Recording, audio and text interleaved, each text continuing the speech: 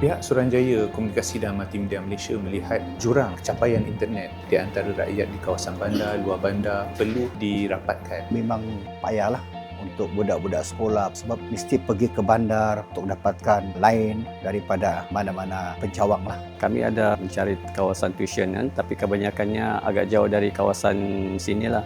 Dalam kelas tuition ada dalam 20 ke 30 orang lah begitu dalam satu masa. Kalau time belajar macam susah lah mau fokus, distract dengan kawan-kawan lagi. Disebabkan perkampungan ini di atas air, jadi dorang punya pengetahuan tentang teknologi, tentang internet ni dia kurang lah.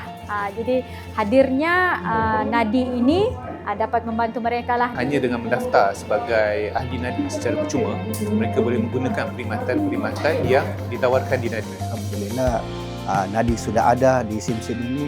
Budak-budak pun senang belajar. Nadi ni dia ada tawarkan kelas tuition. Tuition tu baguslah, dia online, tenaga pengajarnya pun bagus. Kalau mau fokus tu lagi senang lah berbanding dengan kalau tuition di luar. Kami sebagai penduduk kampung pun boleh menggunakan Nadi itu kerana dekat, tidak jauh daripada tempat kami ini. Jalan kaki saja dalam 5 minit boleh sampai.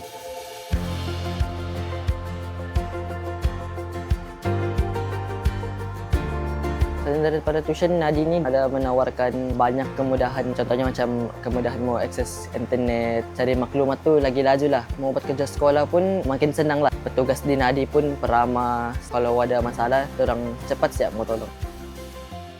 Bagus untuk ekonomi setempat. Lebih banyak program yang dianjurkan oleh pihak Nadi lebih baik berkaitan dengan keusahawanan ataupun yang berkaitan dengan pembelajaran anak-anak. Kami harapkan begitulah, lebih banyak program-program yang akan dianjurkan oleh pihak Nadi.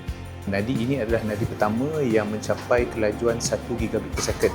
Ini mungkin boleh jadi satu contoh. Jadi kita nak bawa rakyat di sini dapat akses kepada internet dan menggunakan internet dengan bijak dan selamat. Terima kasih kepada kerajaan kerana sudah menyediakan Nadi ni untuk penduduk SIM-SIM. Sangat bersyukurlah ada kemudahan seumpama ini di kawasan kami.